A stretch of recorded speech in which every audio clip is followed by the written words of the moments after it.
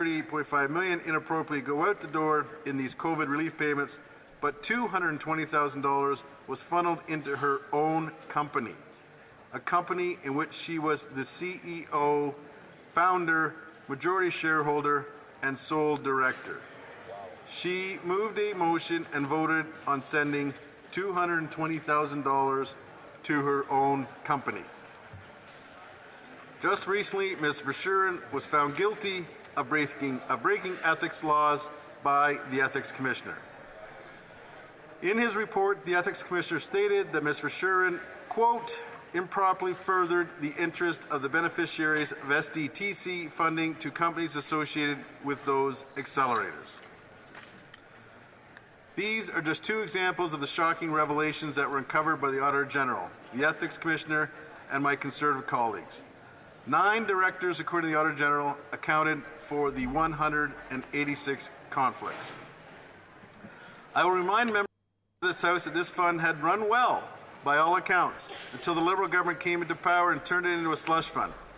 In fact, one of the whistleblowers who worked at the owned company stated, and I will quote, "The true failure of this situation stands at the feet of our current government, whose decision to protect wrongdoers and cover up their findings over the last 12 months is a serious indictment of how our democratic systems..."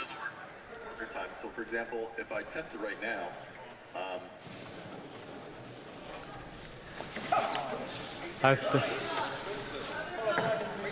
listen, I want to remind people that are joining us online to make sure that their microphones are in the mute position.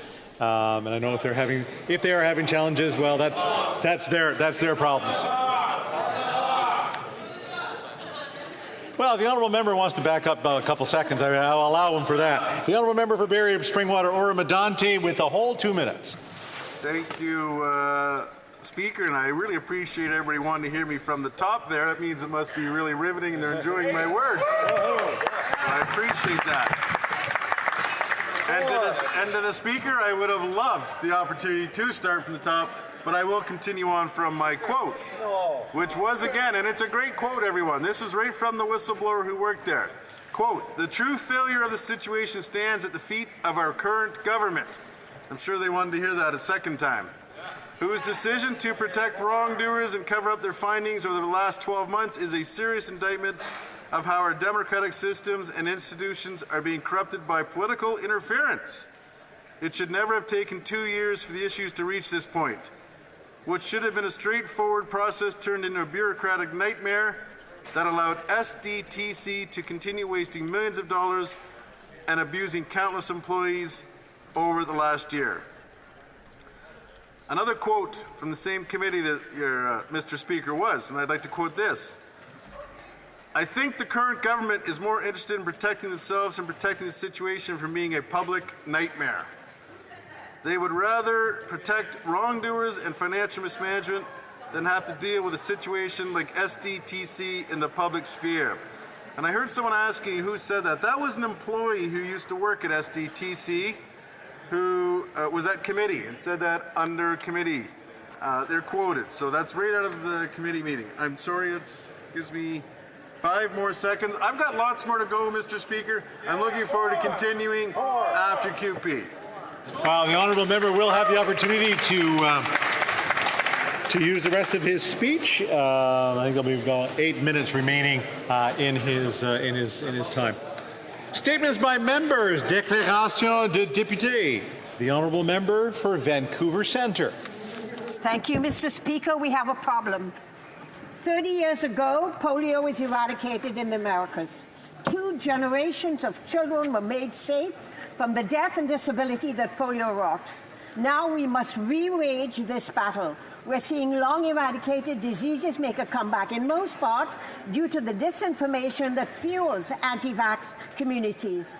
As a physician, I watch in despair as conditions like measles and rubella trickle back into our homes and classrooms, bringing with them chronic morbidity, death, and disability to a new generation.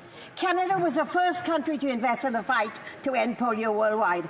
Our objective was to totally eliminate the disease globally. Today, polio is on the rise again, and with global travel, it will become a pandemic. Colleagues, Canada must resume our global leadership.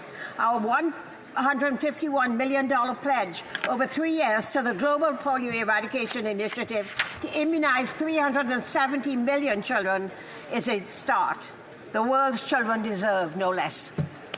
The honourable member for York Simcoe. Mr. Speaker, it's been 1 year since my Conservative bill C-280 passed the House of Commons.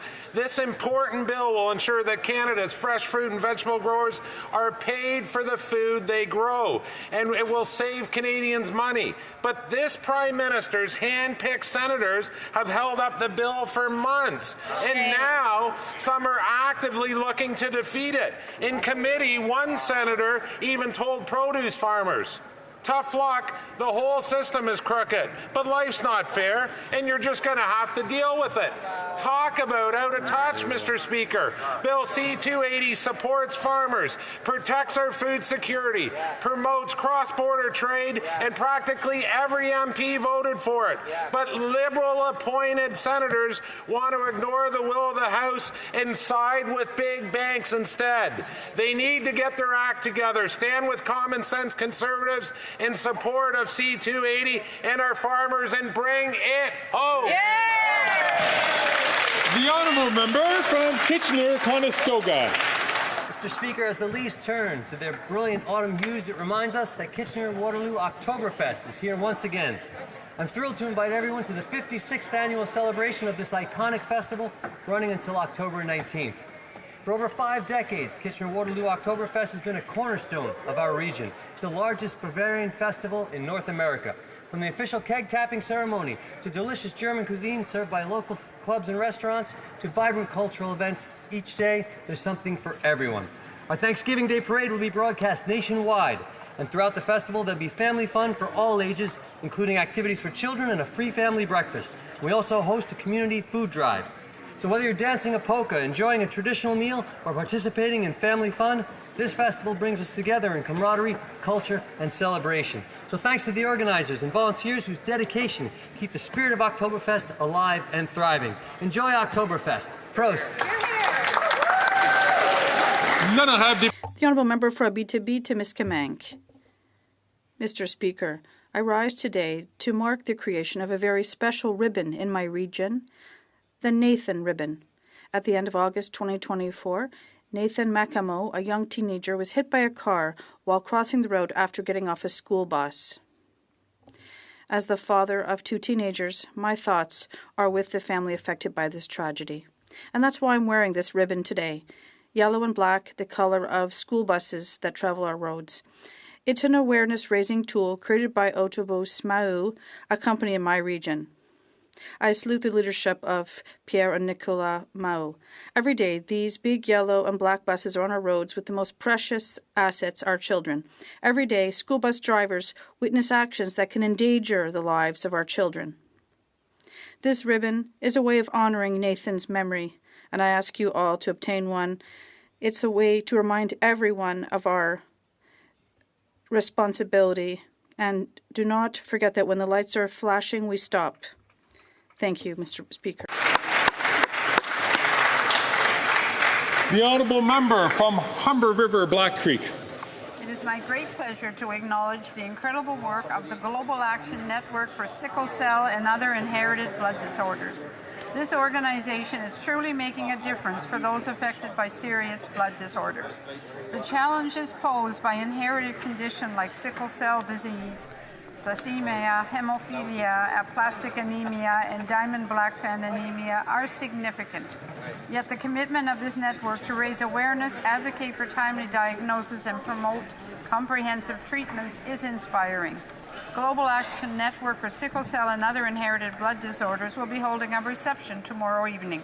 I would like to invite all of my honourable colleagues to meet with professionals, advocates, and individuals living with inherited blood disorders tomorrow evening in the Valor Building. Our support to this cause is invaluable. Thank you very much. The honourable member from Kildone and St. Paul. 1 year ago today, Jews experienced the worst attack since the Holocaust. Innocent Jews were barbarically slaughtered, women's bodies were broken from vicious rape, children tortured in front of their parents, people burned alive and mutilated. 1,200 Jewish lives were horrifically ended that day, and 101 hostages continue to be held by Hamas terrorists responsible for this massacre. And since then, unbelievably, right here in Canada, Jews have experienced relentless anti-Semitism targeting Jewish businesses, schools, retirement homes, and synagogues. It is a national failure that Jews no longer feel safe in this country. And yet, Jewish people continue to fight. Their resolve is stronger than ever. Conservatives stand with them and with the State of Israel. We condemn the anti-Zionist hatred and the spineless Canadian leaders who have allowed it to take root here at home. Today, we pray for Israel and for the victory of Western democratic values. Am Israel Chai.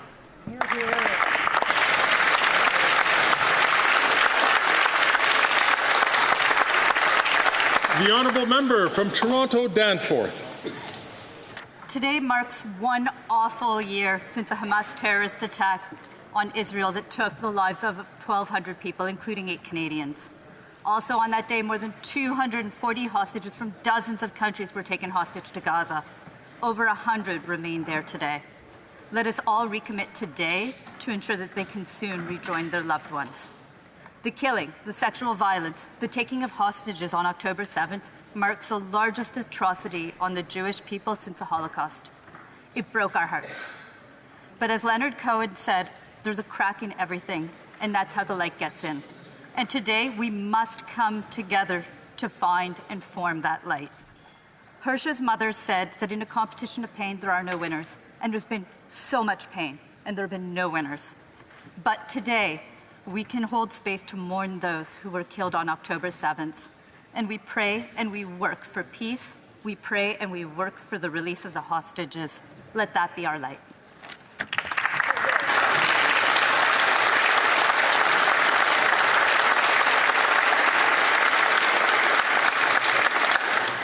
The honourable member from Vaughan Woodbridge. Mr. Speaker, I rise today to recognize the important work that leading arthritis organizations are doing across Canada.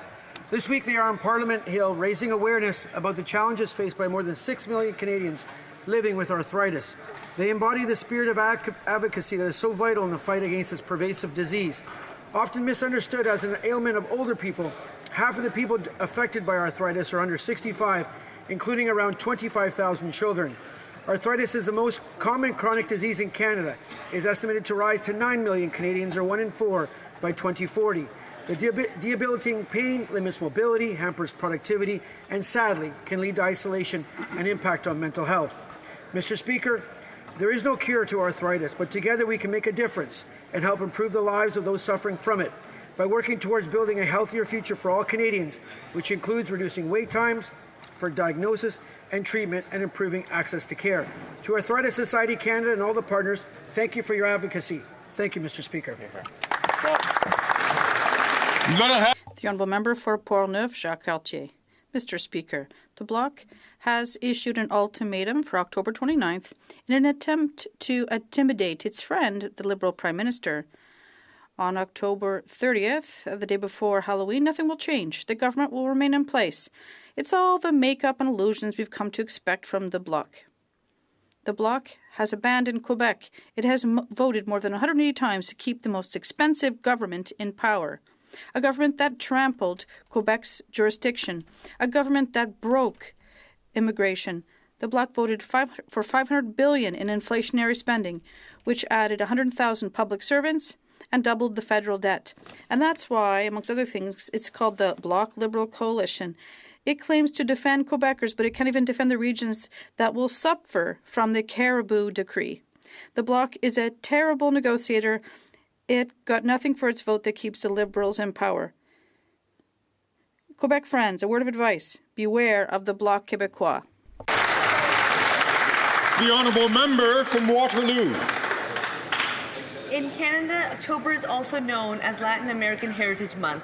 We must applaud the late Senator Berga for making this recognition possible. Today I rise to thank the organizers, publishers, writers, artists, volunteers, alongside representatives of Bolivia, Chile, Colombia, Ecuador, Spain, Panama, Peru, the Dominican Republic, and Uruguay for contributing to Philibro Canada 2024. Language is essential to any culture, and this book fair is one of the most important forums for the promotion of Spanish literature while highlighting the importance of Hispanic culture in Canada. I would especially like to applaud Silvia Alfaro, Ramon Sepulveda, and Gabriela Lopez and their team, including Clara Mejia, as it was an honor to host the 6th Ibero-American Book Fair on Parliament Hill, where hundreds gathered to share, promote, and create a much-needed camaraderie in emerging cultural communities. Diversity is Canada's strength, and I hope even more people join us next year. Thank you, Mr. Speaker. The honourable member from Barrie Springwater, Oro Medante. Mr. Speaker, after 9 years, this NDP Liberal government is not worth the cost, crime, or corruption. We know that this Liberal government took a legitimate federal foundation called Sustainable Development Technology Canada and turned it into a green slush fund for their well-connected Liberal cronies and buddies. These Liberal insiders who were appointed to the board of SDTC gave nearly $400 million in tax dollars to their own companies and friends, at a time when Canadians can't afford to eat, heat, and house themselves. Conservatives passed a motion ordering the Liberal government to assist the ongoing RCMP investigation by handing over all documents related to this scandal. The Speaker has found that the Liberal government has breached this order, which has now ground Parliament to a halt. Canadians do not have confidence in this Prime Minister, who has previously been found guilty of breaking ethics laws twice. It is time to axe the tax, cut the corporate corruption, and let Canadians vote in a carbon tax election. The honourable member from Calgary, Nose Hill. 1 year ago today, Hamas committed the greatest massacre of the Jewish people since the Holocaust. The attack should have woken all of us up to the fact that the terror regime in Tehran and their proxy groups seek the destruction not only of the Jewish people, but of democratic values around the world. These groups care nothing for the lives of the people subjugated under their rule, and they subject them only to death and misery. The genocidal regime in Iran and its proxy terror groups are the foe today for which failing hands threw us the torch to guard against. In that, we must know that the promise of Canada does not self-perpetuate. We must fight for it every day. That means rejecting feckless leaders who placate lawless mobs within Canada's streets. And it means defending the right of Israel, a democratic nation, to protect itself from the same terror groups that also seek death to our Canadian way of life. Remember, colleagues, that peace never comes through appeasement. It only comes through strength. Am Israel High.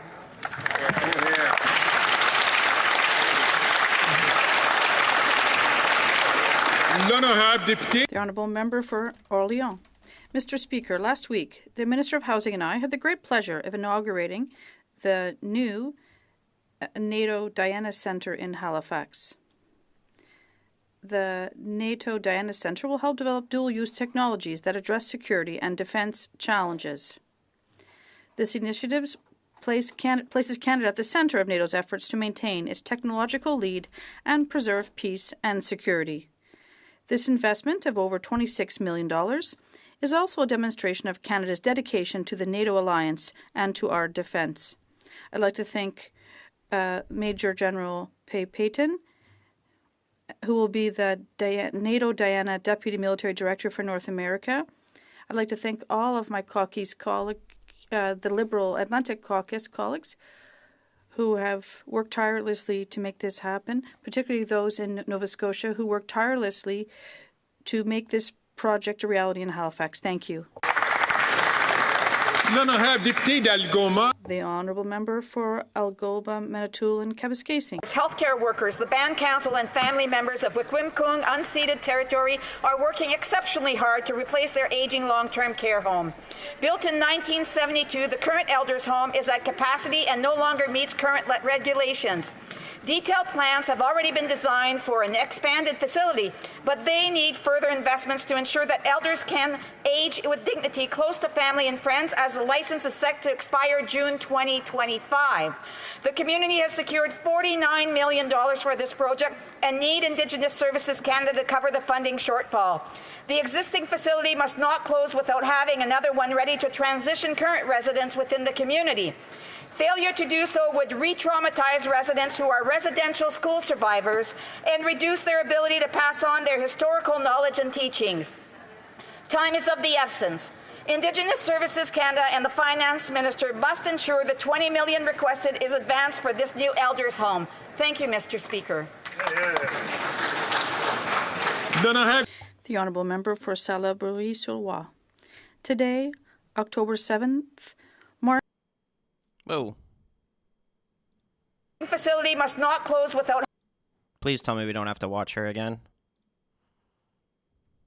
What the hell? Presumed alive, but still missing. A year since the deadliest day for Jews since the Holocaust. On October 7th, Hamas perpetrated acts of unprecedented barbarity, plunging the Middle East into a spiral of violence whose end is hard to see. The world has every right to deplore this spiral of violence, but we have no right to forget the victims of October 7th, innocent men, women, and children. We must not forget the hostages and their families who can no longer rest. On behalf of the Bloc Québécois, I reiterate my solidarity with the entire Jewish community who deserves to live through this tragic commemoration in dignity and safety. The Honourable Member from Thornhill. A year ago, the Jewish people were savagely attacked in the deadliest act of sadistic barbarism since the Holocaust. Over 1,200 souls were raped, murdered, and taken hostage by a radical death cult backed by the clerical regime in Tehran, 7 Canadians among them. 101 remain in the grips of terrorists hidden in the tunnels of hell. 1 year ago, the glory of living a peaceful and safe existence in this country as a Jew ended. They have placated the mob of woke radicals and the anti-Zionist Jew haters that reign free in our streets and reward terror. We used to be a country that was clear and unequivocal about eradicating anti-Semitism here and destroying terrorists without conditions everywhere. For those who remain captive, those waiting for their loved ones to come home, for those who never made it back, we remember you. And for those horrified at the state of our country, we will fight to restore the Canada you know and love, even when they won't. All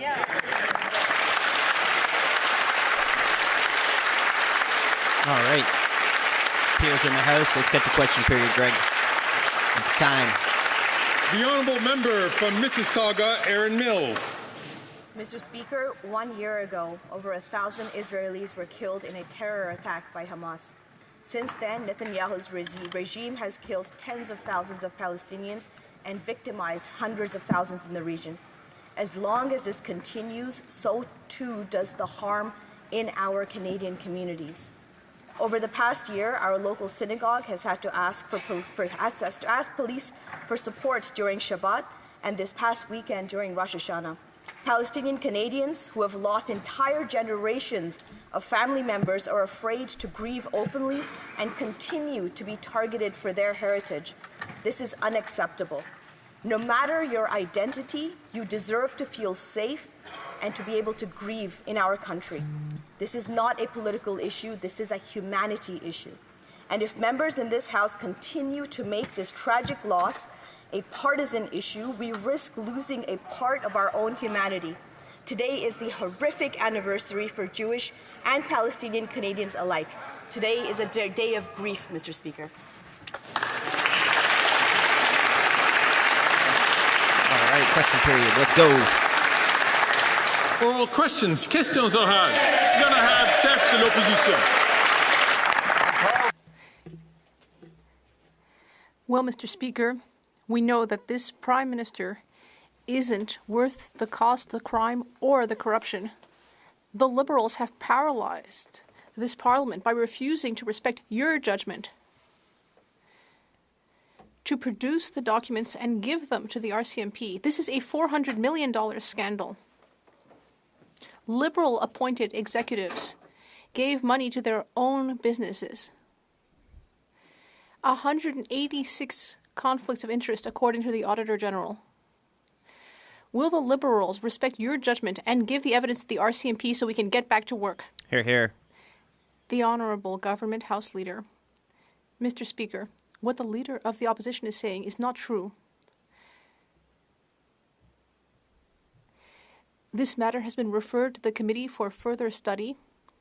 Will the Conservatives decide to follow that example? The NDP Liberals are not worth the cost, the crime, or the corruption. The Prime Minister has ground the work of Parliament to a halt by refusing to respect your ruling.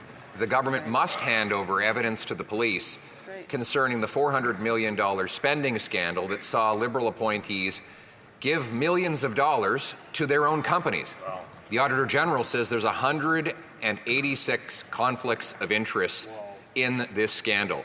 Will the Prime Minister end the cover-up, respect your ruling, give the police the information so that we can have accountability and get back to work? Yeah.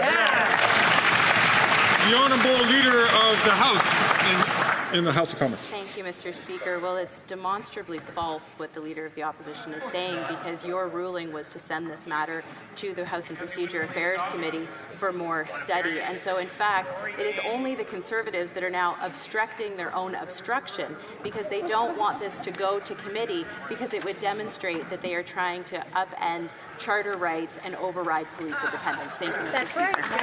The Honourable Leader of the Opposition. Mr. Speaker, the Parliament can get back to work this minute if the government will just hand over the evidence to the police about this $400 million Liberal spending scandal.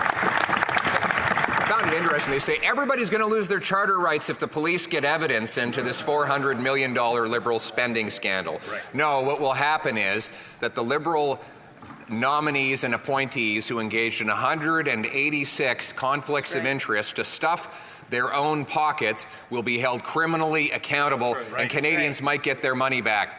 Why won't they hand over the evidence, respect your ruling, so we can get back to work around here?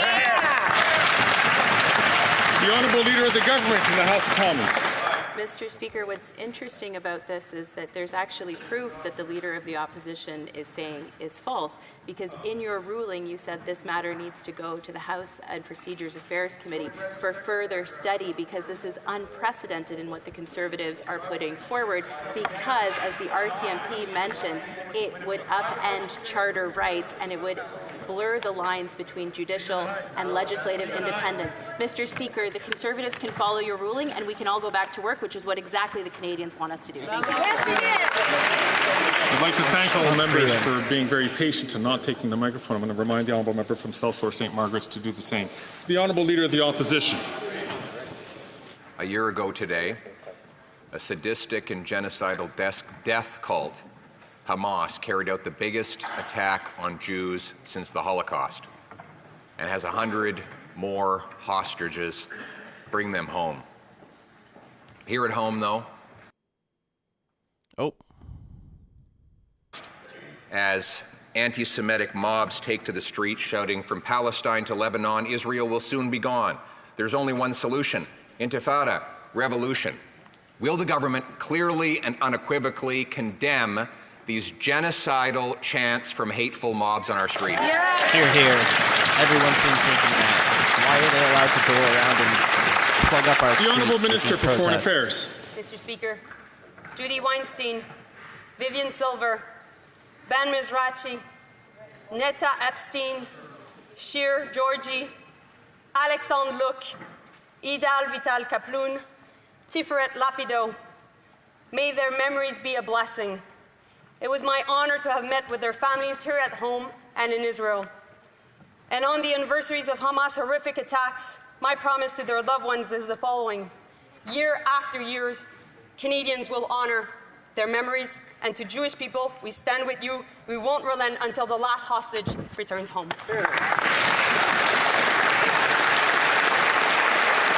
The Honourable Leader of the Opposition. She does relent every single day, just like her leader. I asked a very simple question.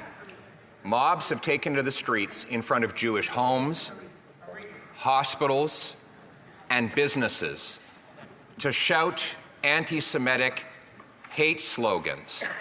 I quoted a number of them and invited the minister to rise to her feet and specifically condemn them, to stand with Jews against the anti-Semitism that has been allowed to proliferate on our streets. So once again, will she condemn these anti-Semitic chants? Yeah.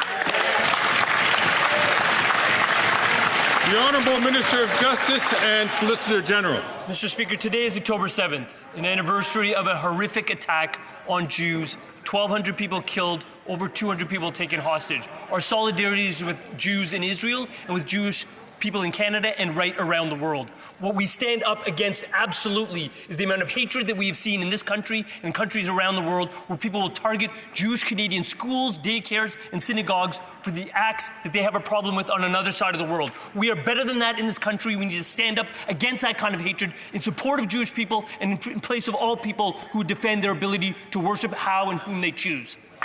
Wow, at least one Liberal is taking a stance, left or right. Whereas Joe Lee won't say one way or the other.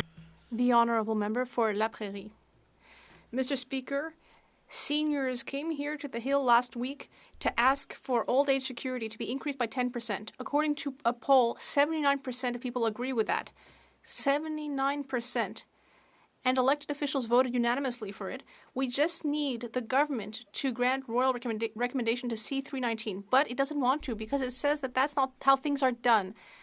We are bringing up seniors' living conditions. We're bringing up democracy. And meanwhile, the government keeps talking about procedure. When will they stop dragging their feet and grant royal recommendation? The Honourable Minister of Labour and Seniors. Mr. Speaker, I have visited with many seniors in my riding over the weekend. I have dialogued with them, and knowing my honourable colleague, I'm sure that he has been very clear with seniors. For example, the fact that he is opposed to lowering retirement age to 65, the Bloc Québécois voted against that. Notice what that chick's face in the back. When we increased the guaranteed income supplement, the Bloc voted against. And when we brought in dental care for thousands of seniors in Quebec, the Bloc Québécois voted against that. The member for La Prairie. Mr. Speaker, seniors are mobilizing to increase their pensions. 79% of people agree. All parties voted for it at committee. And yet, the Liberals just keep talking to us about procedural problems. And the same thing applies to the issue of supply management. Farmers want C-282. All of the parties voted for it, but it's stuck in the Senate. And once again, the Liberals are refusing to do anything. In both cases, the Liberals are talking to us about procedural problems, but is the real problem that the Liberals just don't care? Culture Niagara Food. Thank you very much, Mr. Speaker. My honourable colleague is well aware that it was our party that initiated the supply management program. It's our party that supported the supply management program through its history. It's a very successful program, and we supported 282, and we urge the other place to move on this legislation. Thank you, Mr. Speaker. Good job. L'honorable député de New Westminster. The Honourable Member for New Westminster Burnaby. Mr. Speaker, the right to housing is critical, but the housing crisis has only gotten worse since the Liberals came to power. The Liberals and the Conservatives before them sold more than 1 million affordable housing units to rich developers so that they could get rich at the expense of families. The Liberals let rents double. Meanwhile, the Conservatives helped their real estate donors get rich. Both of these parties provoked the housing crisis. Why do they want families to pay the price for what they've done? The Honourable Minister of Public Services and Procurement. Thank you, Mr. Speaker. Our colleague is right to oppose the Conservatives. When the Leader of the Opposition was Minister for Housing for the entire country, he only managed to build 6 affordable housing units. But my NDP colleague is also right to say that the Conservative leader is cynical. He's saying that helping seniors who live in low-income housing or co-ops would be encouraging a Soviet lifestyle. The housing crisis in Indigenous communities continues to be a stain on this government's record. Over 300,000 Indigenous people continue to live in unsuitable housing. The Liberals promised to build homes for First Nations, Inuit, and Métis communities and broke it. To make matters worse, Indigenous people are still reeling from the Conservatives' cuts to housing until this day. Liberals break promises, Conservatives gut and cut, Indigenous people pay the price. When will this government finally act to build the homes Indigenous people desperately need? The Honourable Minister for Public Services. Thank you, Mr. Speaker. Our colleague is entirely right. That's why we have been building thousands and tens of thousands of homes for Indigenous Canadians and other Canadians in the last 9 years.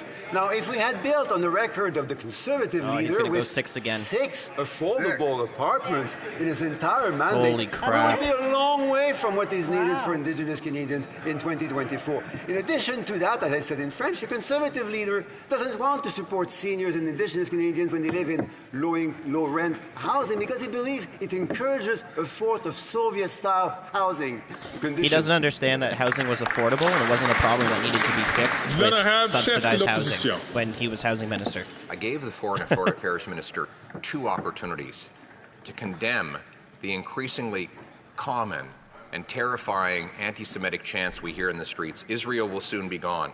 There is only one solution, intifada, revolution.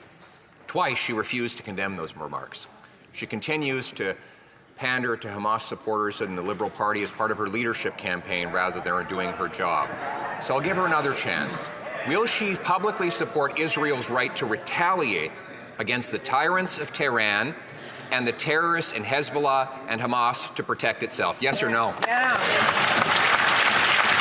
Jolie's going to dodge the question. If we don't do politics about...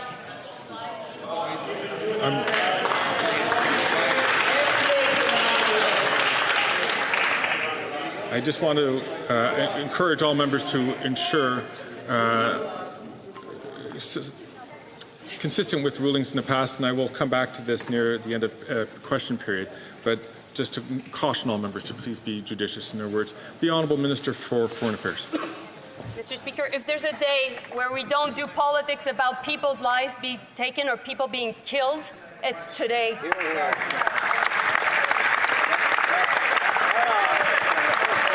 What the heck is she doing? We are all against any form of anti-Semitism, I hope, in this House. Any form of discrimination. And I really hope that my colleague in front will apologize. Why won't she just condemn it? She doesn't want to pick a side. She can't stand one way or the other. She has to... The Honourable Leader of the Opposition. There was ever a day when we needed a government to stand up for what was right, this would be that day.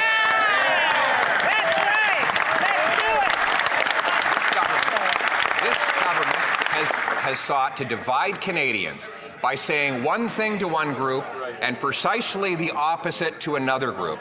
And here in this House, remaining radio silent on condemning anti-Semitic chants and on supporting Israel's right to truly defend itself by retaliating against the terrorists and tyrants. Why won't she do the right thing and stand beside the Jewish people today? She's going to dodge it again. The Honourable Minister of Justice and Attorney General. No, they won't let her speak. Mr. Speaker, 1 year ago in the Middle East, peace was broken by a violent terrorist attack by Hamas. On this side of the ocean, we deserve to do better in terms of the protest that we articulate. It needs to be peaceful. What that means is you don't go out on the streets and target a daycare. You don't go out on the streets and target a community center. You don't go out on the streets and target a synagogue. Our resolve to fight anti-Semitism is strong. It has been strong since this Parliament started when we outlawed the willful promotion of anti-Semitism. It is even stronger now when we're advocating for more strict penalties, which that party opposes. You're still not picking a side, man. The Honourable Member for Leeds, Grenville, Thousand Islands and Rideau Lakes. Speaker, it was you who ruled that this NDP Liberal government obstructed a lawful order of this House by not turning over the evidence in the $400 million corruption scandal. It has this Parliament paralysed and unable to deal with the misery and chaos that's been created after 9 years of this NDP Liberal government. And taxes are up, costs are up, crime is up, and time is up for the cover-up of this latest corruption scandal. So will they simply provide the evidence to the police so that this House can get back to its work of holding them accountable? The Honourable Leader of the Government in the House of Commons. Thank you, Mr. Speaker. Well, that member is, again, false in his statements, because what you clearly ruled was that this matter should be sent to committee for further study, because it is the first time in this Parliament's history that it is taking its extraordinary powers and abusing them in such an egregious way. The issue with which the honourable member is discussing has been dealt with by this government, but it's up to the Conservatives to stop obstructing their own obstruction so that we can all get back to the important work of governing for Canadians. Thank you, Mr. Speaker. The honourable member from Leeds, Grenville, Thousand Islands and Rideau Lakes. Only a Liberal would get up in this place and say that the majority of members in this House who were democratically elected, exercising powers that are legally bestowed upon this Parliament, are somehow infringing upon this government's constitutional right to not be investigated by the RCMP for their own corruption. It's absolutely unbelievable. Over 186 conflicts of interest, $400 million lining the pockets of well-connected Liberal insiders, while Canadians are lined up at food banks in record numbers. So we want to know if this government's expecting the NDP to bail them out and stop us from holding them to account. The Honourable Minister of Justice and Attorney General. Mr. Speaker, let's be clear about two things. In terms of a criminal prosecution, the way it normally unfolds is the police seek a search warrant from a judge. The judge evaluates the Charter of Rights and Freedoms and the charter interests that are at stake in getting those documents, something of which that party cares not. Secondly, Mr. Speaker, we also have this fundamental premise. It's called police independence. We safeguard it in Canada. You know who doesn't safeguard it? Authoritarian regimes. I guess the leader of the opposition and his minions are sharing their blatant observation and favoritism towards authoritarian tactics in this House. The heck is that?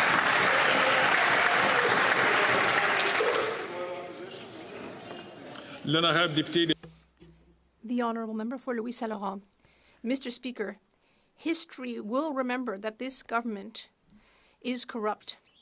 The latest example is the Green Fund, which ultimately became a slush fund for this government's buddies. The Auditor General was scathing. The leaders of the fund gave money to their own companies 186 times. That is corruption that deserves a police investigation. My question is very clear. When will the Liberals comply with your ruling to give the documents to the police so they can do their work? The Honourable Minister of Innovation. Mr. Speaker, I have a great deal of respect for my colleague, for Louis Saint Laurent, but only the Conservatives could manage to filibuster their own motion. I've never seen anything like it. Mr. Speaker, we said that we would take decisive action, and that's what we've done. We got to the bottom of things. There have been 4 independent reports. The CEO has stepped down. The board stepped down. The fund is now under the National Research Council. We believe that we have taken the right measures to ensure good governance of that program. It's not. It's transitioning Mr. to that. Speaker, I also respect the minister, but the problem is that the AG herself said that the minister did not do his work properly and was not paying enough attention to what was happening within the fund. And we know that people here at the table are saying that the RCMP does not have all the documents. The only way to ensure that the RCMP can properly do its work is to ensure that the Liberals actually provide all of the documents. When will the minister finally stand up and do his duty? The Honourable Minister of Innovation. Mr. Speaker, again, I have a great deal of respect for my colleague, but there have been 4 independent reports. Not 1, 4. 4 independent reports were produced. And the RCMP Commissioner has said in an open letter that the RCMP had access to all the documents. So in the interest of Canadians and democracy, in the interests of our work here in the House, we are asking the Conservatives to stop filibustering their own motion and to work hard in the interest of all Canadians. The Honourable Member for Berthier-Masquinongé. Mr. Speaker, I'd like to come back to C-282, a bill that protects supply management. We were wondering why two senators, Peter Beam and Peter Harder, were blocking the bill in the Senate. Well, now we know why. Because of Dimitri Soudas, former advisor to Stephen Harper. He said about the two senators that they are two former deputy ministers who tried many times to convince Stephen Harper to abandon the supply management program. I was there, he said. So these two Liberal-appointed senators are trying to topple something that was voted in this House. Is that acceptable for the Liberals? Alimentaire. The Honourable Minister of Agriculture. Yeah. They don't even know who's speaking. L'honorable ministre Revenu National.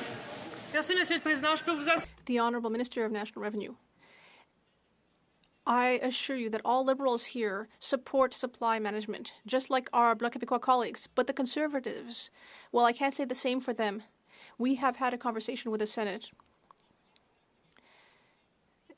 We are talking with senators, just like my colleague from the Bloc, but the Senate is independent. These senators are independent. They need to do their work, and we expect them to do their work diligently. The Honourable Member for Berthier-Masquinongé. What's happening in the Senate is very serious. These two non-elected officials are attacking our farmers and also the very basis of our democracy. This is where we vote in legislation in this House. If Peter Beam and Peter Harder don't agree with this legislation and want different legislation, then they should have the courage to step down from the Senate and get elected. This is where democracy has its seat. Our people's representatives are here and they supported C-282. So will the government ensure that these two senators respect democracy? The Honourable Minister of Public Services and Procurement. Thank you, Mr. Speaker. Same question, same answer. My colleague gave a very clear answer. We support supply management. And in fact, the Liberal Party, a Liberal government, brought in supply management several decades ago. We have always been very consistent in our position, unlike some members in this House. We have defended supply management even when President Trump wanted to get rid of it and when the Conservatives were asking us to capitulate. Before giving the floor to the member for Berthier-Masquinongé, I would like to invite the members for Mirabel and Portneuf-Jacques-Cartier to ensure that they do not speak until they receive the floor from the Speaker. The Honourable Member. Well, Mr. Speaker, adopting C-282 will be critical for dairy, poultry, and egg producers. That's not according to me. That's what it says in an open letter from the milk, eggs, chicken, and turkey producers of Canada, which just shows that when the Bloc Québécois supports Quebec's interests, sometimes it's such a great idea that all of Canada wants the same thing. Quebec and Canadian farmers want the same thing. This is good for everyone. So will all of the parties ask the Senate to stop blocking this consensus and pass C-282? Thank you. The Honourable Minister of National Revenue. Thank you, Mr. Speaker. I entirely agree with my colleague from the Bloc Québécois. We support the supply management system. We want to ensure that it continues. It's very important for land use in Canada. The bill is in the Senate at the moment, and we expect senators to deal with it diligently.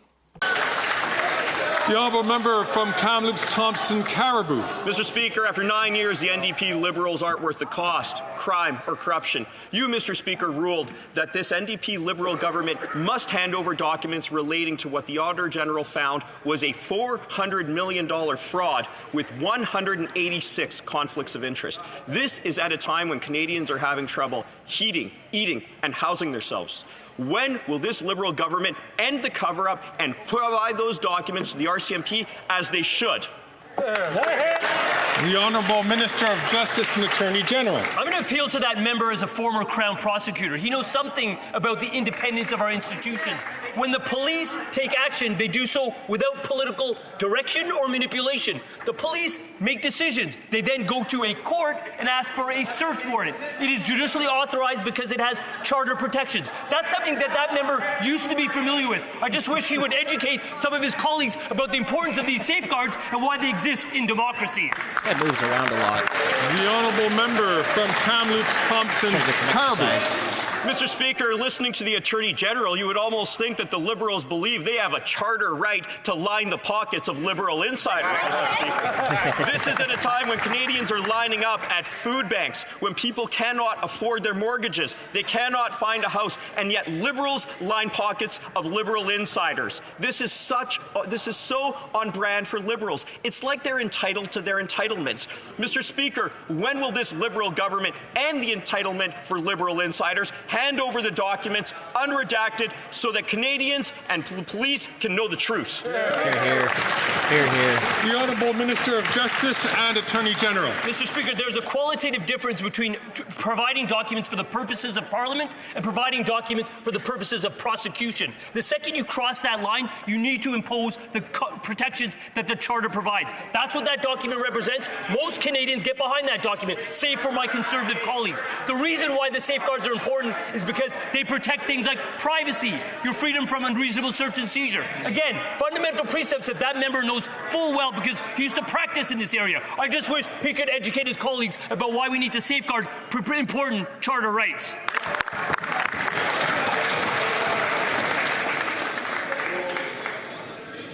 Colleagues. Colleagues. The Honourable Member from Carlton Trail, Eagle Creek. After 9 years of NDP Liberals, taxes are up, costs are up, crime is up, time is up. The Green Slush Fund is more proof that the NDP Liberals are not worth the cost, crime or corruption. They have violated a House order to cover up for their friends. This $400 million Liberal scandal has paralysed Parliament, making it impossible to address the Prime Minister's agenda of crime and chaos. Will the NDP Liberals end the cover-up, give proof to the police, so Parliament can get working for Canadians? The Honourable Minister for Innovation. Mr. Speaker, talking about working for Canadians. Now Canadians at home, we're seeing conservative blocking conservative motion, Mr. Speaker. Can you imagine that? We live in a parallel world in this place. The Conservatives are blocking their own motion, Mr. Speaker. What we did and we promised the Canadians was to get to the bottom of this, Mr. Speaker. There'll be 4 independent reports, Mr. Speaker, including the Auditor General, including the Commissioner of the RCMP. We said he has all the documents, Mr. Speaker. Not only the board resigned, the CEO resigned, the integrity of the foundation has been transferred. Mr. Speaker, we uphold the highest standard in this House. Colleagues. The Honourable Member from Victoria. Mr. Speaker, Canadians expect their government to do more when it comes to the climate crisis, but the Liberals are so far deep in the pockets of Canada's worst polluters that they plan to label fossil fuels as sustainable. They are caving to the interests of big banks and big oil instead of protecting Canadians. Oil and gas profits are going up. Their emissions are going up, and they want to greenwash fossil fuels. Why are the Liberals helping them? The Honourable Minister for the Environment and Climate Change. Thank you, Mr. Speaker. I will quote a colleague from Rosemont La Petite Patrie. I quote, "This is why, as a New Democrat, as a progressive, as an environmentalist, we are in favor of putting a price on pollution. We support taxing carbon, which already happens in the majority of Canadian provinces. On this side of the House, Mr. Speaker, we're not caving to pressure and disinformation campaign by the Conservative Party of Canada. It's unfortunate that the NDP doesn't seem to be progressive anymore or environmentalist anymore." So both these people that just talked, where did your clothes come from? How did it get to you? Oil. The Honourable Member from Winnipeg Centre. Mr. Speaker, nothing but excuses from these Liberals, including abortion. They are failing to stand up to Conservative premiers because they will not enforce the Canada Health Act, including Alberta's premier, who is leasing hospitals to Covenant House, which provides emergency contraceptives and abortion services. The Women's Health Coalition says this jeopardizes reproductive rights. Will the minister stand up to Conservative premiers, enforce the Canada Health Act, and uphold abortion care as health care? Hear, hear. The Honourable Minister of Health. Abortion care is health care. Making sure that a woman has access to an abortion service is essential medicine, and we believe this on this side of the House. We fight for it every day. But let me go a step further. It's also essential that every woman in this country gets access to the contraceptives they need to have control over their body. And if you're against abortion and you're against contraception and you're against sexual education, then I'm sorry, you're against women's freedom altogether. And on this side of the House, we're going to make sure every woman gets the sexual and reproductive tools and support that she needs to have true freedom, Mr. Speaker.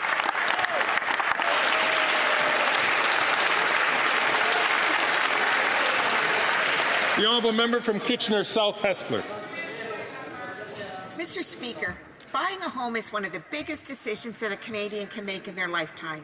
Unfortunately, high mortgage costs can be barriers to many, particularly the younger generation seeking to purchase their first home. Our government has made some of the boldest mortgage reform changes in decades to ensure that younger Canadians can turn home buying into a reality. Can the Minister of Finance explain to this House how the adjustments to the mortgage amortization period will enhance and improve access to homes for thousands of Canadians? The Honourable Deputy Prime Minister and Minister of Finance. Mr. Speaker, I'd like to thank my colleague from Freeland. Kitchener South Hespeler for the question and for giving me the chance to talk about the important measures that we have recently announced to help young Canadians achieve their dream of home ownership. We've announced for first-time homebuyers amortizations of 30 years and 30-year amortizations for all Canadians buying new builds. Not only will this put the dream of home ownership in reach for more young Canadians, it will help get more homes built faster. That's good news for Canadians, Mr. Speaker. No, it's not. It's bad math. You pay more for the house and more in interest. St. Albert, Edmonton. Mr. Speaker, the Conflict of Interest Act is clear. A minister shall not be involved in the operations of a business while in cabinet. Text messages indicate that someone named Randy at the minister from Edmonton's shady company was involved in its business operations, including an alleged $500,000 fraud. No one from the company named Randy can be identified except the minister, and everyone knows why. Will the minister finally fess up and just admit he broke the law? The Honourable Leader of the Government in the House of Commons. Thank you, Mr. Speaker. We agree that as witnesses go to committee, they need to share information that is asked for them by the committee. Thank you, Mr. Speaker. The Honourable Member from St. Albert, Edmonton. Well, the minister seems to be in hiding. The fact is that it is no coincidence that after months of inquiry, there is no other Randy that can be identified but the minister. And the minister's own business partner even admitted the only Randy ever connected to the shady company is the minister. So again, will the minister stand in his place, fess up, admit he broke the law, and better yet, resign? Hear, hear. Hear, hear. The Honourable Leader of the Government in the House of Commons. Thank you, Mr. Speaker. As I have said, if a witness is called before committee, they are expected to provide the information asked of them. Thank you, Mr. Speaker. The Honourable Member from Sturgeon River, Parkland. Mr. Speaker, who's Randy? It's a question that has gripped the nation, and we have yet to receive a truthful answer. Text messages reveal that the Minister of Employment's fraud-ridden business partner was working with Randy to shake down a medical supply company. The texts show that Randy was in Vancouver the same day as the Minister of Employment was there attending a cabinet retreat. The minister denied speaking with his partner. He claimed he didn't even have his phone, but now he admits that he did text and call his partner. So will the minister stand up and admit that he's been Randy all along?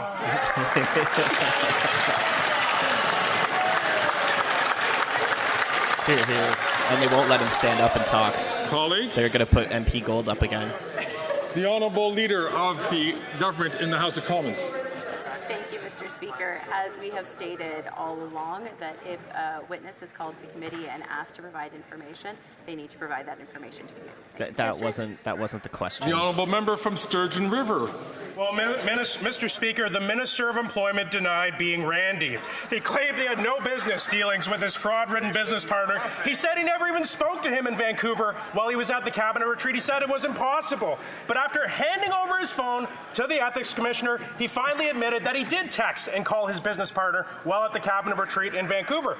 The minister concealed the truth from Parliament for months, and only Only after getting caught did he admit his actions. Now the Speaker has even found his business partner in contempt of Parliament. The Minister has had all summer to reveal the real Randy. Will he stand up and reveal himself today?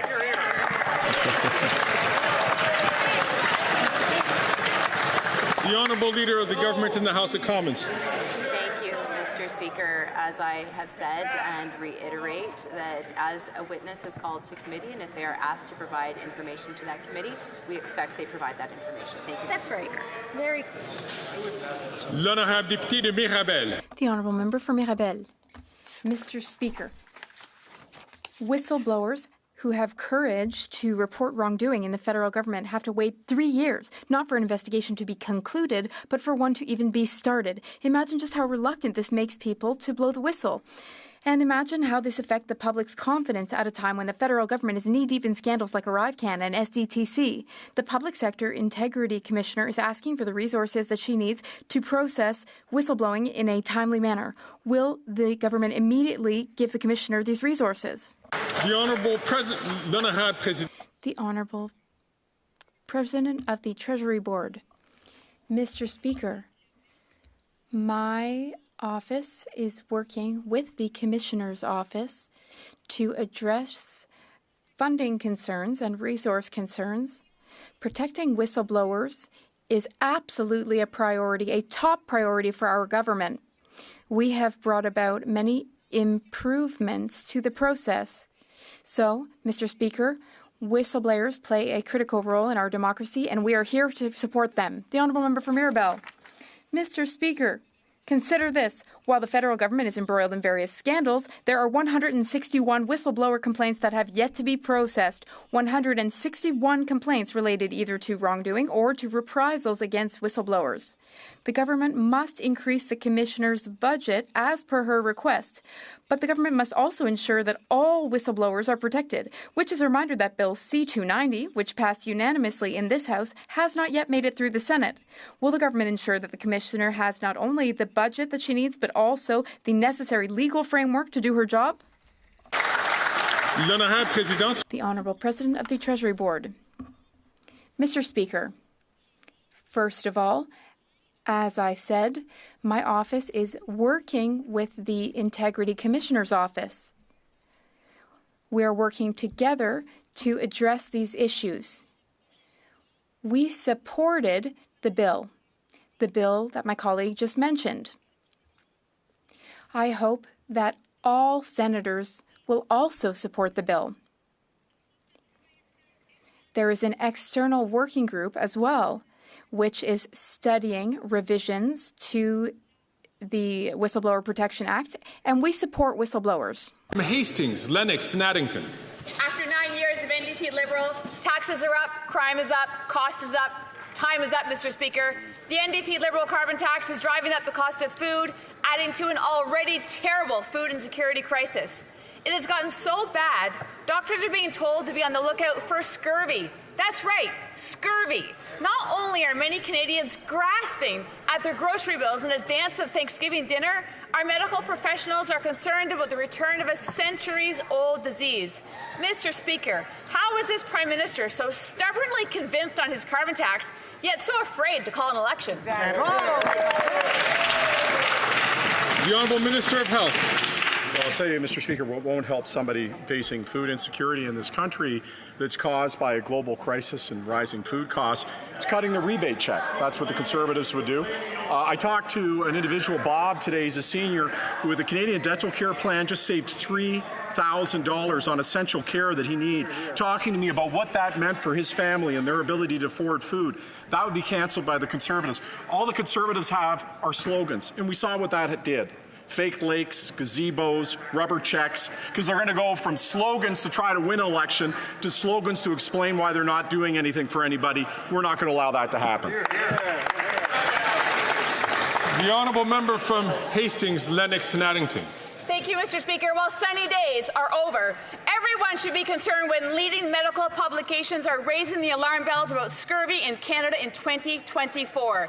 This disease was an issue 400 years ago. The cost of the carbon tax on food pricing is real. limited access to adequate food caused by this increase is real.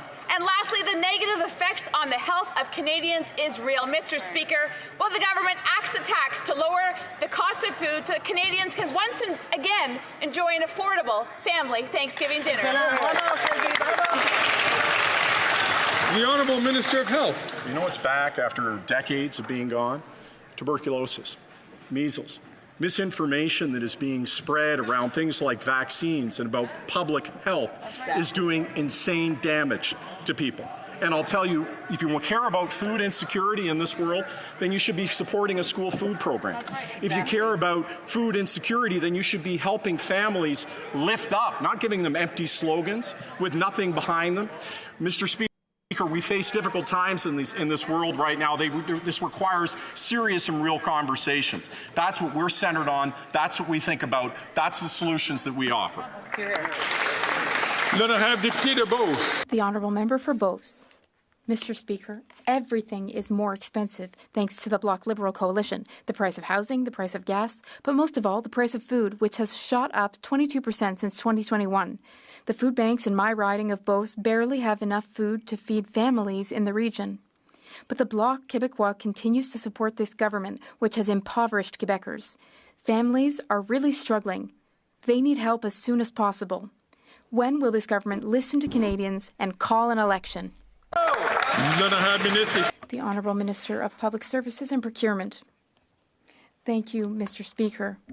I have great respect for my colleague. My colleague is talking about Canadians and Quebecers who are struggling, but the Conservative leader's solution would be to penalize them, to harm them by cutting benefits that they need. Even for people in the colleague's riding, they would also cut the school food program, which would help children in his riding who arrive at school in the morning with empty stomachs. Because according to the Conservative leader, feeding school children is just bureaucracy. The Honourable Member for Madawaska, Restigouche. Mr. Speaker, in all of my conversations with students, scientists, researchers, one thing is very clear. The solutions to many of the world's problems can be found through science and research. From the Arctic to climate change to food science and beyond, can the Minister of Innovation, Science and Industry inform this House of the work our government is doing to support scientists? The Honourable Minister of Innovation. Mr. Speaker, I would like to thank my colleague for his great work. Indeed, when we invest in science and research, everyone wins, Mr. Speaker. That's why earlier this year in the budget, we announced an investment of $800 million through the Strategic Science Fund for 24 Canadian organizations working to solve some of the world's most significant challenges. And more recently, and everyone should be thrilled about this, Canada signed an agreement with the European Union's Horizon Europe program. This means that our researchers, scientists, and students will collaborate with their counterparts in Europe. Let's be ambitious, let's make this a priority, and let's make Canada a true leader in research and science. Kent and Middlesex. Speaker, after 9 years of NDP Liberals, taxes are up, costs are up, crime is up, and time is up. And you know what else is up? The number of kids needing to use a food bank. The London Food Bank is already helping over 16,000 people every month, and more post-secondary students are going hungry. Thanksgiving is this weekend and many families will be going without. Why? Because the cost of the carbon tax is making food too expensive. So if this Prime Minister is so convinced on his carbon tax, why won't he call a carbon tax election? The Honourable Minister for Families, Social Development. Mr. Speaker, we all suffer when some of our fellow Canadians are suffering. And we've made some historic investments, Mr. Speaker, including in 2016 when we brought in the Canada Child Benefit, which is providing support to over 4.3 million families each and every month, Mr. Speaker, an allowance that goes in their bank account every month to help with those basics, Mr. Speaker. This is how we are fighting for and supporting Canadian families, Mr. Speaker. The Honourable Member from Lambton, Kent, Middlesex. Mr. Speaker, of course the Laurentian elites wouldn't understand. They don't know what it's like to be a parent living paycheck to paycheck, trying to feed their families. Constant NDP Liberal tax hikes and inflationary spending means that 1 million Ontarians had to use a food bank last year because they couldn't afford to buy food. In Middlesex, London, that means that 23,000 kids are going hungry. What parents really want is to give their kids a good Thanksgiving. So will the Prime Minister give Canadians what they want and call a carbon tax election? The Honourable Minister for Families, Children and Social Development. Mr. Speaker, on this side of the House, we're focused on fighting for Canadian families. What does that mean, Mr. Speaker? That means making a $1 billion commitment to families and children across this country to bring forward a school food program, Mr. Speaker, that will feed over 400,000 children each and every year. We've already seen progress with Newfoundland and Labrador on board and putting this forward in their schools. I look forward to more provinces and territories signing on so we can ensure kids have food at school. The Honourable Member for Montmagny, Lillet, Kamouraska, Rivière-du-Loup. Thank you, Mr. Speaker. After 9 years of this Liberal government, young Canadians and Quebecers are suffering. The sky-high cost of living is driving people to despair all over the country. 1.3 million Quebecers are experiencing food insecurity.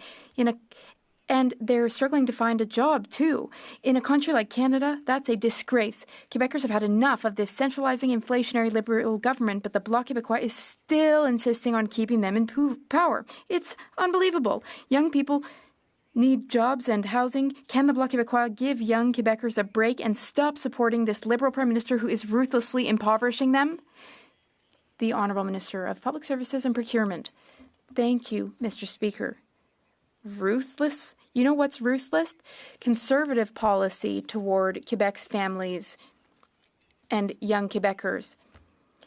He should bring his party leader with him. He says it's bureaucratic to help people to give food to children at schools, children who arrive in the morning with empty bellies. In fact, what about in the members' riding? We need an explanation about why it's bureaucratic to help hungry children. Member from St. John's East. In 2012, the Conservative Prime Minister traveled to the World Economic Forum in Davos to announce their plan to raise the retirement age to 67. Their plan, supported by the Leader of the Opposition, would have taken away OAS from 1 million Canadian seniors who turn 65 this year. Can the Minister of Seniors share how the government has defended Canadians' right to retire at 65 and what further supports for seniors is at risk of Conservative cuts? The Honourable Minister for Labour and Seniors. Mr. Speaker, thanks to my colleague, the chair of our Seniors Caucus. Mr. Speaker, the Conservatives' World Economic Forum agenda tried to turn Canadians' 2 best years of retirement into their 2 worst years of work by raising the retirement age to 67. Shameful. We reversed it. That's right. Their World Economic Forum wish list would cut our $1,000 increase to the GIS that helps nearly 1 million seniors. It would cut rent relief for vulnerable seniors and would kick 2.5 million seniors off the Canadian dental care plan. The World Economic Forum agenda will not pass, Mr. Speaker. Trudeau speaks at the WEF all the time. Pierre's never spoken at the WEF. Oh my God, sorry my mic was a little loud there, but that's just ridiculous. That's so ridiculous. The Honourable Member from Courtenay, Alberni. Mr. Speaker, for 3 years, the Liberals have allowed a company in Union Bay to break apart a massive ship in the high tide zone without being in a self-contained floating dry dock. This is despite objections of the province, local communities, and First Nations. Nowhere in the world would this unregulated chaos be allowed to take place. A recent provincial inspection found the operations are discharging effluent more than 100 times the limit for copper and more than 13 times the limit. Oh. Colleagues. Even your colleagues don't believe you. The Honourable Member from Courtenay, Alberni. Mr. Speaker, for 3 years, the Liberals have allowed a company in Union Bay to break apart a massive ship in the high tide zone without being in a self-contained floating dry dock. This is despite objections of the province, local communities, and First Nations. Nowhere in the world would this unregulated chaos be allowed to take place. A recent provincial inspection found the operations are discharging effluent more than 100 times the limit for copper and more than 13 times the limit for zinc. What will it finally take for the federal government to step in and put an end to this dangerous, unregulated shipbreaking? The Honourable Parliamentary Secretary. Thank you, Mr. Speaker. And as the member opposite knows, there's a federal responsibility, but there's also a provincial responsibility. And there is a responsibility to collaborate on every piece of what the member opposite talked about. We're going to continue to uphold our end on the DFO side. We ask the province to do the same. Yes. The Honourable Member from Spadina, Fort York. Mr. Speaker, today is the first anniversary of the Hamas attack on Israel. On that horrific day, Hamas killed over 1,200 people, including 8 Canadians and over 200 taken hostage. At home, in 1 year, there's been nearly 5,800 incidents of hatred and anti-Semitism, including Samadoun posters today for a Toronto event under the heading Long Live October 7. Mr. Speaker, the government's pathetic condemnation of Hamas with no action on domestic pro-Hamas supporters does nothing to end violence and intimidation. Will the government give up its veiled support for terrorist sympathizers? The safety of our citizens is the only priority. Thank you, Mr. Speaker. The Honourable Minister of Justice and Attorney General. I'll agree with one thing that independent member just said. The safety of our citizens is the only priority. That's why we have a national action plan to combat hatred. That's why we have a bill on the legislature floor right now, Bill C-63, that would target online radicalization that leads to anti-Semitism. How does somebody get to the point where they're targeting a Jewish day school, a Jewish daycare, or a Jewish synagogue? Because they are radicalized online. That same bill has augmentation of penalties for willful promotion of anti-Semitism, public incitement of hatred, and advocating genocide. That's a bill that not every party in this chamber supports, and that's what we need to get behind.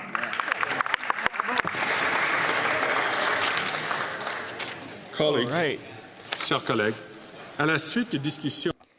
Following discussions among representatives of all parties in the House, it is my understanding that there is consent for a moment of silence to be observed for victims of the attack in Israel 1 year ago.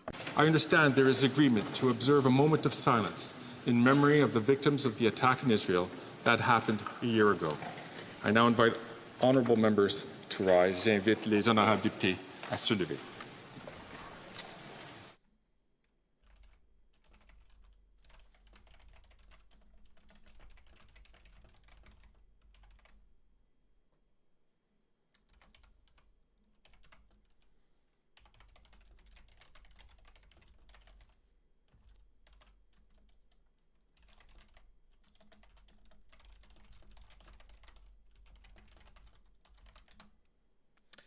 Okay. We're going to watch a couple statements because I imagine there's going to be some good statements right after, like the question period's done here. Because they're still on a halt with this SDTC scandal.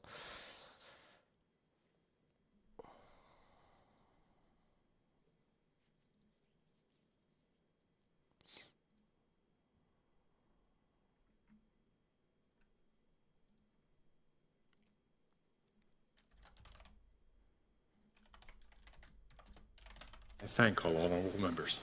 I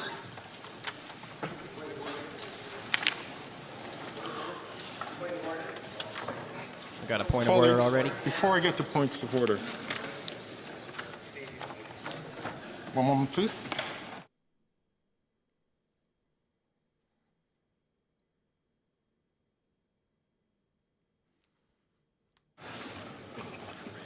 Colleagues, as I said during question period, there is a matter to which I would like to return. After reviewing the transcript, in one of his questions, the Leader of the Opposition used language that was very similar to language which was found unparliamentary in the past. Earlier this year, a member accused the Leader of the Opposition of pandering to a regime I think most of us would find odious. That member was asked to withdraw that comment. In his question today, the Leader of the Opposition accused the Minister of Foreign Affairs of something similar. As I have said before, there are ways to make our points without resorting to these types of comments. I would ask that the Leader of the Opposition withdraw his comment at the earliest opportunity. I don't agree with that. I now understand the honourable member. Point of order. The honourable member, the honourable parliamentary secretary. So, Mr. Speaker, on the same point of order, one of the concerns that we've expressed in the past, and it's related to what it is that you just finished ruling out, the Leader of the Official Opposition, and we support your statement, Mr. Speaker, but we want to make it clear in terms of ensuring that all members are treated equally and that the Leader of the Conservative Party not be allowed to speak until he's actually given a formal apology. That dude definitely brushed his hair with a balloon today, that's for sure.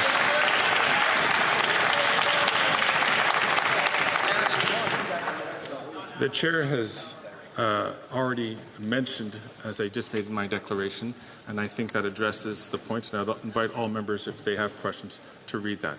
The honourable member from Thornhill is seeking unanimous consent.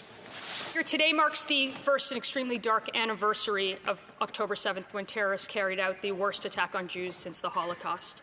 And after consultation with parties, if you seek it, you will find unanimous consent for the following motion: that this House unequivocally reaffirms Israel's right to defend itself from the terrorists who attack it, expresses support for the victims of October 7th and their families and the people of Israel, that calls for the immediate release of the 101 hostages still being held captive, condemns the grotesque rise in anti-Semitism and hate towards Jews in Canada over the past year, and condemns Hamas and Hezbollah as terrorist entities which must be eliminated.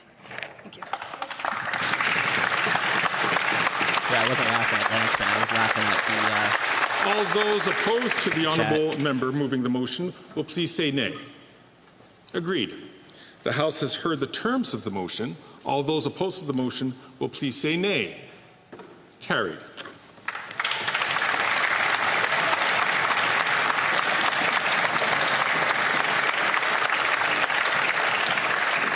Point of order. The honourable member from South Shore, St. Margaret's. Thank you, Mr. Speaker. On September 26th, the Speaker said the following in the House.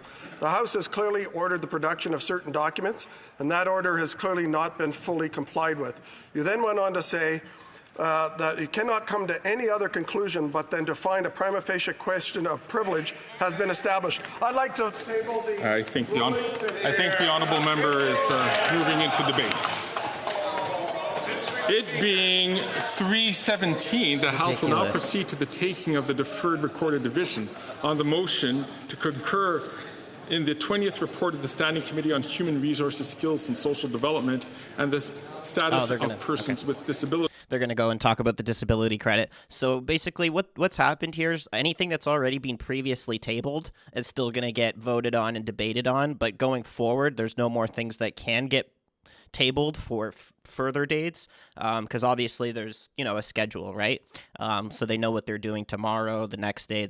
So because it does sound confusing when they say that Parliament's come to a halt. That is true. It has come to a halt in terms of no new bills can be put forward, but they still have ones that were already put forward before that need to get debated on, which is what they're going to do right now. They're going to go and talk about the disability credit. So I don't really think we need to listen to that. I do need to get some clips out, but if you guys didn't catch the live stream from this morning on the committee, MPs Brock and Barrett had some good testimonies there, so I encourage you guys to watch that. We'll be live again tomorrow for question period. There's probably a committee I'm going to cover too. I just need to double check to see what committee business is going on tomorrow. Did they prorogue? I'm not sure. Prorogue meaning that they can't I'm not sure what you mean by prorogue. I know a lot of people have asked that already. I just know no new bills can be tabled going forward for next week's debates and things like that. So they're going to be stuck on this STTC scandal. And sorry, I'm just reading chat. But yeah, we're gonna be live tomorrow. same time for question period. I'll probably have a committee, and committees won't be until after question period tomorrow. If I'm not mistaken, there might be some in the morning. But thanks to Trucker Bree for joining the coffee support. Thanks for Celine for gifting a sub to the community. Really appreciate that. Yeah, proroguing is the next step, I believe. I'm not 100% sure on that. That's something I need to look further into, but I know, I think the PM has to prorogue. I think it's on a Liberals side for them to... I don't know why they just don't release the documents. Like, they'll just redact them anyway. They'll just redact the crap out of them. Even if the House has asked for them unredacted, they'll just redact them anyway.